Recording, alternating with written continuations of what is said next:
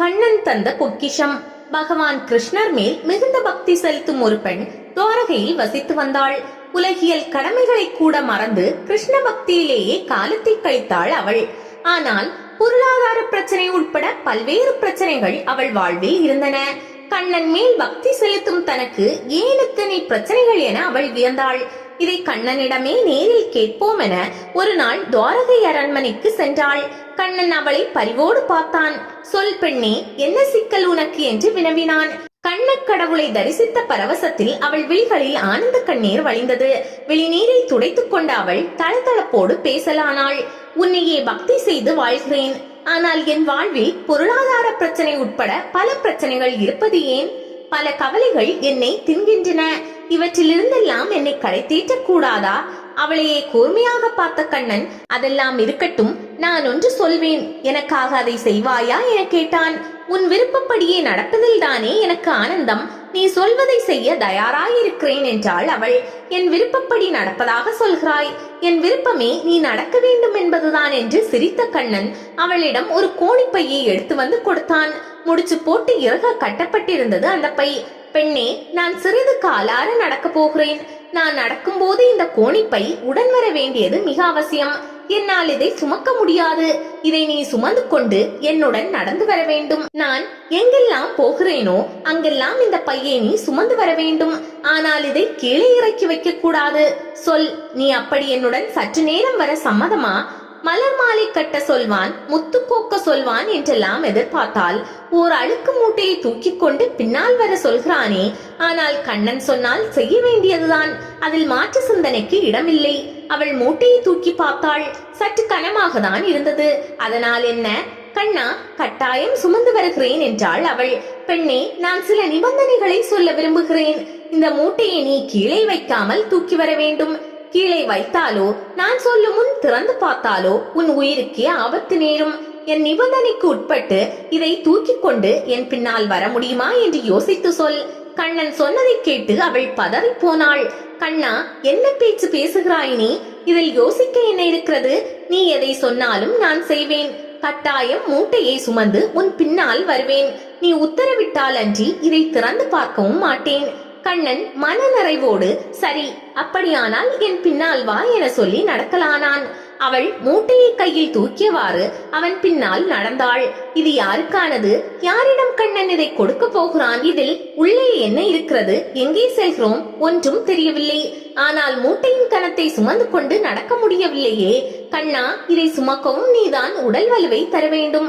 இப்படி நினைத்தவாறே நடந்தாள். மூச்சு வாங்கியது அவளுக்கு. பயணம் முடியாதா என்றிருந்தது. பல இடங்களில் சுற்றிவிட்டு ஓரிடத்தில் வந்து நின்றார்கள் அவர்கள்.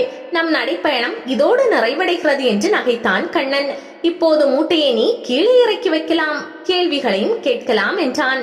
அவள் அப்பாடா என கோணிப்பையை கீழே வைத்துவிட்டு முகத்தில் வழிந்த வியர்வையை முந்தானையால் துடைத்துக் கொண்டாள். தாங்கள் எங்கு வந்திருக்கிறோம் என ஏறெடுத்து பார்த்தாள். என்ன இது? புறப்பட்ட இடத்திற்கே அல்லவா திரும்ப வந்திருக்கிறார்கள். கண்ணனின் அதே துவாரகை அரண்மனையில் நின்று கொண்டிருந்தாள் அவள். இதென்ன ஜாலம்? மாயக்கண்ணன் அல்லவா அவன்? உண்மையில் அவள் நடந்தாளா? நடக்கவில்லையா? நடந்ததெல்லாம் சொப்பனமா? அது கனவில்லை என்று நடந்ததால் வலிக்கும் கால்களும் சுமந்ததால் வலிக்கும் கைகளும் சொல்லின. கண்ணா, எதற்கு நடந்தோம்? ஏன் இங்கேயே திரும்பினோம் என கேட்டாள் அவள். கண்ணன் வலக்கரத்தில் இருந்த புல்லாங்குழலை இடக்கரத்தின் உள்ளங்கையில் தட்டியவாறே மெல்லிய முறுவலுடன் பேசலானான். மூட்டையை திறந்து பார். மூட்டையின் முடிச்சை மெல்ல அவிழ்த்து உள்ளே இருந்தவற்றை வெளியே கொட்டினாள். இயப்பால் அவள் விழிகள் அகல விரிந்தன. என்ன இது? அழுக்கு மூட்டை என்று நினைத்தோம். இது செல்வ களஞ்சியமாக அல்லவா இருக்கிறது. மூட்டைக்குள்ளிருந்து தங்கம், வெள்ளி, வைரம் போன்றவற்றால் செய்த விலை உயர்ந்த ஆபரணங்கள் புலபுலவென்று கீழே கொட்டின. அவள் பிரமிப்போடு அழுக்கு மூட்டைக்குள்ளே இத்தனை செல்வங்களா என ஆச்சரியப்பட்டாள். இவை அனைத்தும் உனக்குதான் என்றான் கண்ணன். கண்ணா, என்னே என் பாக்கியம்! குசேலருக்கு அருளியது போல் அல்லவா எனக்கும் அருளி இருக்கிறாய் என அவள் நெகிழ்ந்தாள்.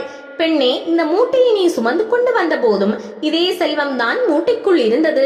ஆனால் அதை அறியாததால் அதை சுமப்பது உனக்கு சங்கடமாக இருந்தது. இப்போது அறிந்த பிறகு பிரமிப்பாக இருக்கிறது. உனக்கு ஒரு ரகசியம் சொல்லட்டுமா? இந்த மூட்டையில் உள்ளதை விடவும் உயர்வான பொக்கிஷங்களை ஏற்கனவே உனக்கு தந்திருக்கிறேன். அந்த பொக்கிஷங்கள் பற்றியும் நீ அறிந்து கொள்ளவில்லை. அதனால் வாழ்க்கை பாதையில் வருத்தத்தோடு பயணப்படுகிறாய்.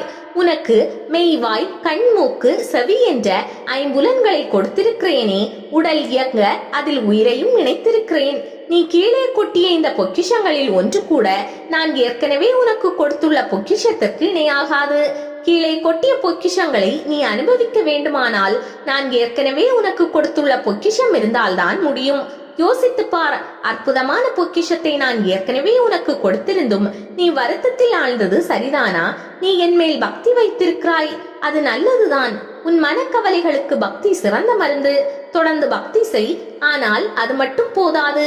நான் உனக்கு ஏற்கனவே அளித்துள்ள பொக்கிஷத்தின் மதிப்பை உணர்ந்து அதை நீ பயன்படுத்த வேண்டும். உன் உலகியல் கடமைகளை சரிவர செய்ய வேண்டும். கடின உழைப்பை மேற்கொள்ள வேண்டும். நான் உன் எசமானன் என்றும் நீ என் பணியாள் என்றும் சொன்னால் அதை ஒப்புக்கொள்வாயா? கேட்டான் கண்ணன். கட்டாயம் ஒப்புக்கொள்வேன் என்றாள் அவள். அப்படியானால் ஒன்றை யோசித்துப் பார். ஓர் எசமான் தன் பணியாள் தன்னை புகழ்ந்து கொண்டே இருப்பதை விரும்புவானா, அல்லது தான் இட்ட பணிகளை அவன் செய்ய வேண்டும் என்று விரும்புவானா? அவள் சிந்தனையில் ஆழ்ந்தாள். நீ பக்தியோடு வாழ்க்கை நடத்து. உன் மனக்கவலைகளை என்னிடம் விட்டுவிடு. தனக்கு உமை இல்லாதவனின் தாழ் சேர்ந்தவருக்கு தானே மனக்கவலையை மாற்ற முடியும். ஆனால் உனக்கு ஏற்கனவே நான் கொடுத்த பொக்கிஷத்தின் மதிப்பை மறக்காதே. நாள்தோறும் கடின உழைப்பில் ஈடுபடுவாயானால் நீ விரும்பும் மேன்மைகள் தானே வந்து சேரும். மேட்டிலிருந்து பள்ளத்திற்கு தண்ணீர் பாய்கிறதல்லவா, அது ஓர் இயற்கை விதி. அது போலவே உழைத்தால் கட்டாயம் முன்னேறலாம் என்பதும் கூட இன்னொரு இயற்கை விதிதான். பக்தி முக்கியம்தான், கூடவே உழைப்பும் மிக முக்கியம் என்பதை உணர்ந்து கொள். கடவுளான நானும் கூட நானே படைத்த இயற்கை விதிகளுக்கு கட்டுப்பட்டவன் தான். அதை நான் கூட மீற முடியாது.